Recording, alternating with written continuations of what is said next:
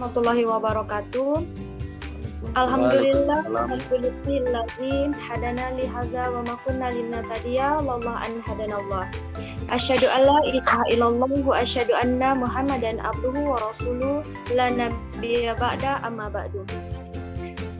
Baik, yang terhormat Bapak Rizky Syafril SHI MSI selaku dosen pembimbing dari mata kuliah Sistem Administrasi Negara dengan seksi 20, 21, 104, 20, 105, jadwal Sabtu jam 8.50 sampai setengah 12.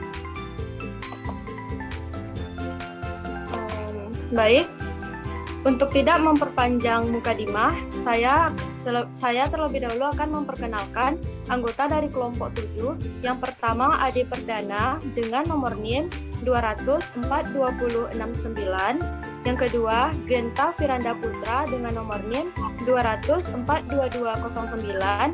Dan yang terakhir saya sendiri Natasha Herlianti dengan nomor NIM 204-2248.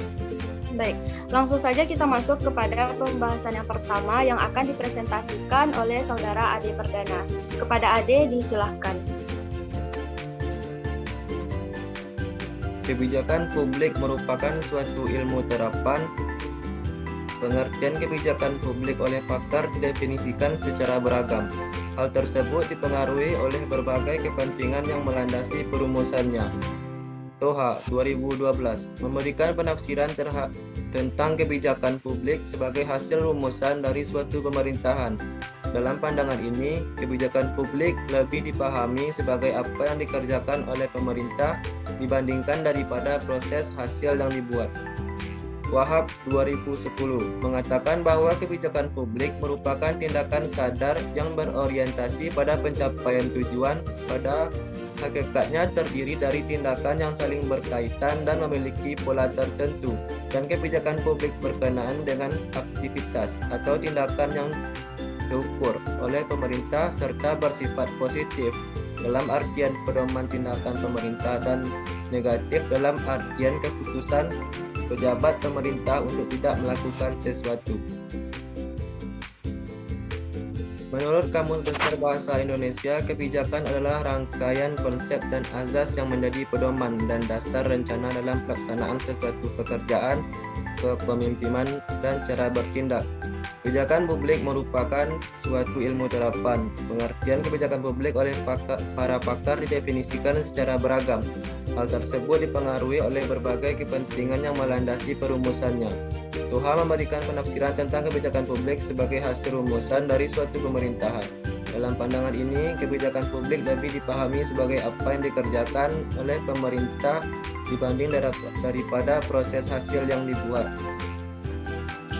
Sementara Karl Friedrich mengartikan kebijakan adalah serangkaian tindakan atau kegiatan yang diusulkan oleh seseorang, kelompok, atau pemerintah dalam suatu lingkungan tertentu, di mana terdapat hambatan-hambatan dan kemungkinan-kemungkinan di mana kebijakan tersebut diusulkan agar berguna dalam mengatasi untuk mencapai tujuan yang dimaksud. Di sisi lain, Anderson memaknai kebijakan sebagai arah tindakan yang mempunyai maksud yang ditetapkan oleh seorang aktor atau sejumlah aktor dalam mengatasi suatu masalah atau suatu persoalan. Pakar Inggris W.E. Jenkins merumuskan kebijakan publik sebagai suatu keputusan yang saling berkaitan yang diambil oleh seorang aktor politik atau sekelompok aktor berkenaan dengan tujuan yang telah dipilih beserta cara-cara untuk mencapainya dalam situasi, dan keputusan itu pada prinsipnya masih berada dalam batas-batas kewenangan kekuasaan daripada aktor tersebut. Kebijakan publik merupakan suatu ilmu terapan. Pengertian kebijakan publik oleh pakar didefinisikan secara beragam. Hal tersebut dipengaruhi oleh berbagai kepentingan yang melandasi perumusannya. Toha memberikan penafsiran terhadap kebijakan publik sebagai hasil rumusan dari suatu pemerintahan. Dalam pandangan ini, kebijakan publik lebih dipahami sebagai apa yang dikerjakan oleh pemerintah dibandingkan daripada proses hasil yang dibuat. Wahab mengatakan bahwa kebijakan publik merupakan tindakan sadar yang berorientasi pada pencapaian tujuan. Pada hakikatnya terdiri dari tindakan yang saling berkaitan dan memiliki pola tertentu, dan kebijakan publik berkenaan dengan aktivitas atau tindakan yang terukur oleh pemerintah serta bersifat positif dalam artian pedoman tindakan pemerintah, dan negatif dalam artian keputusan pejabat pemerintah untuk tidak melakukan sesuatu. Tujuan kebijakan publik adalah mencapai hasil tertentu yang diharapkan oleh publik sebagai konstituen pemerintah. Kebijakan publik sebagai pilihan tindakan yang legal dan sah karena kebijakan publik dibuat oleh lembaga yang memiliki legitimasi dalam sistem pemerintahan.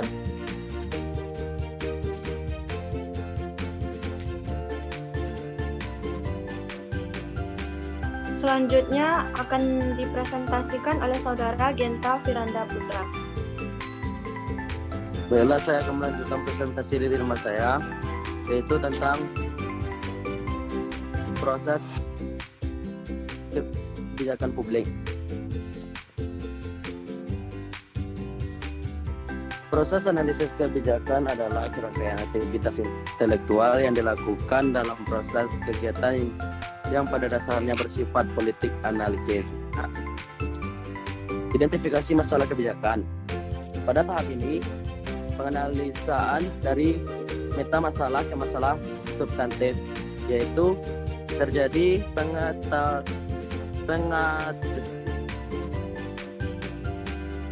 pengategorian masalah-masalah yang bersifat dasar dan umum.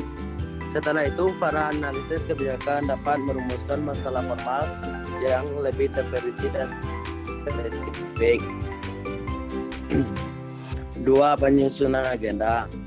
Tahap penyusunan agenda para pejabat yang dipilih dan diangkat menempatkan masalah pada agenda publik.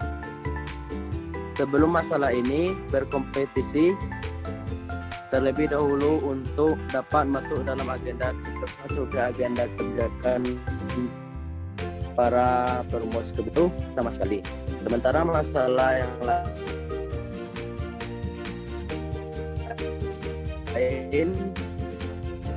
ditetapkan menjadi fokus pembahasan atau ada pun ditunda untuk waktu yang lama. Perumusan kebijakan adalah pengembangan kebijakan yang efektif dan dapat diterima untuk mengatasi masalah yang telah ditetapkan dalam agenda kebijakan. Berikutnya yang keempat yaitu pengesahan kebijakan. Pengesahan ini merupakan proses yang dilakukan pemerintah untuk melaksanakan suatu pola tindakan tertentu atau sebaliknya tidak melakukan tindakan tertentu. Yang berikutnya implementasi kebijakan. Suatu program kebijakan hanya akan menjadi catatan-catatan elit jika program tersebut tidak diimplementasikan. Yaitunya dilaksanakan oleh badan-badan administrasi maupun agen-agen pemerintahan di tingkat bawah. Kebijakan yang telah diambil dilaksanakan oleh unit-unit administrasikan yang memobilisasikan sumber daya finansial dan manusia. Berikutnya evaluasi kebijakan. Dalam tahap ini, kebijakan yang telah dijalankan akan dinilai dan dievaluasi untuk melihat sejauh mana kebijakan yang dibuat untuk meraih dampak yang diinginkan, yaitu memecahkan masalah yang dihadapi oleh masyarakat. Oleh karena itu, ditentukan ukuran-ukuran atau kriteria yang menjadi dasar untuk menilai apakah kebijakan publik yang telah dilaksanakan sudah mencapai dampak atau tujuannya yang diinginkan ataupun belum. Penerapan dan model kebijakan publik.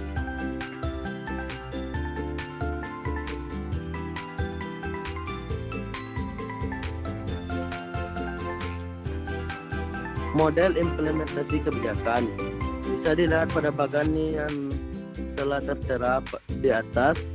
Model ini mengandalkan bahwa implementasi kebijakan berjalan secara linear dan politik serta kecenderungan pelaksanaan.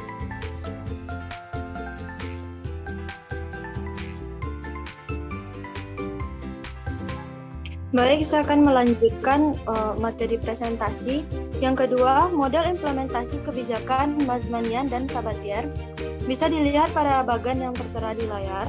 Model ini disebut dengan model kerangka analisis implementasi yang meliputi 3 variabel, yakni variabel independen, berkaitan dengan indikator masalah teori dan teknis pelaksanaan, lalu variabel intervening, yaitu kemampuan menstrukturkan proses implementasi dengan indikator kejelasan dan konsistensi tujuan, serta variabel dependen. Yang ketiga, model implementasi kebijakan Hockworth dan Gunn.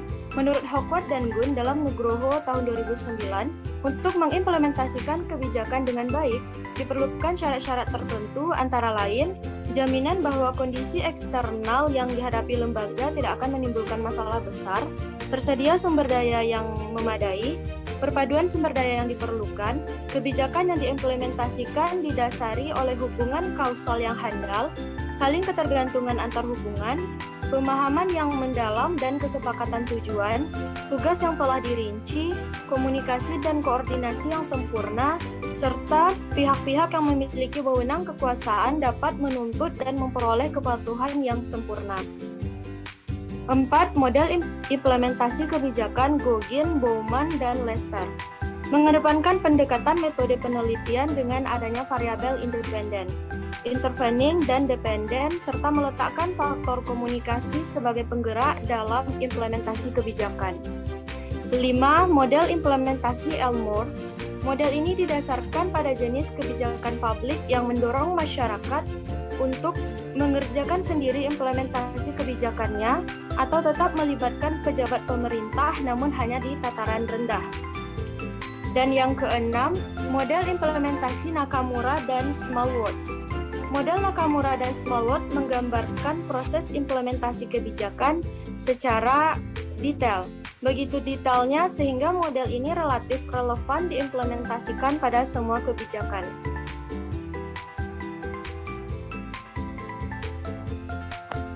Dan yang ketujuh, model implementasi Gogin. Malcolm Gogin and Bowman and James Lester mengembangkan apa yang disebutnya sebagai communication model untuk implementasi kebijakan Universitas Medan Area yang disebutnya sebagai generasi ketiga model implementasi kebijakan pada tahun 1990. Gogin dan kawan-kawan bertujuan mengembangkan sebuah model implementasi kebijakan yang lebih ilmiah dengan mengedepankan pendekatan metode penelitian dengan adanya variabel independen, intervening, dan dependen, serta meletakkan komunikasi sebagai penggerak dalam implementasi kebijakan. Yang kedelapan, George Edward menegaskan bahwa masalah utama administrasi publik adalah lack of attention to implementation. Dikatakannya, without effective implementation, the decision of policymaker will not be carried out successfully. Edward menyarankan untuk memperhatikan 4 isu pokok agar implementasi kebijakan menjadi efektif, yaitu communication, resource, disposition of attitudes, and bureaucratic structure. Dan yang kesembilan, model jaringan.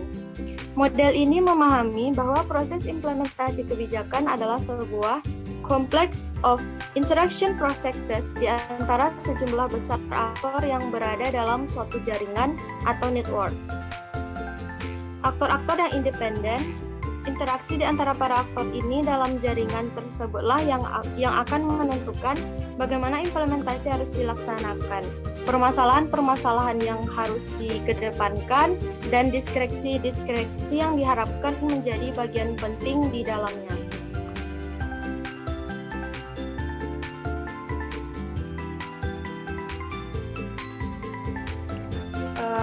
Baik, mungkin sekian presentasi dari kelompok 7 pada siang hari ini. Mohon maaf apabila terdapat kesalahan dari kami dan terima kasih atas perhatiannya. Akhir kata, Assalamualaikum warahmatullahi wabarakatuh.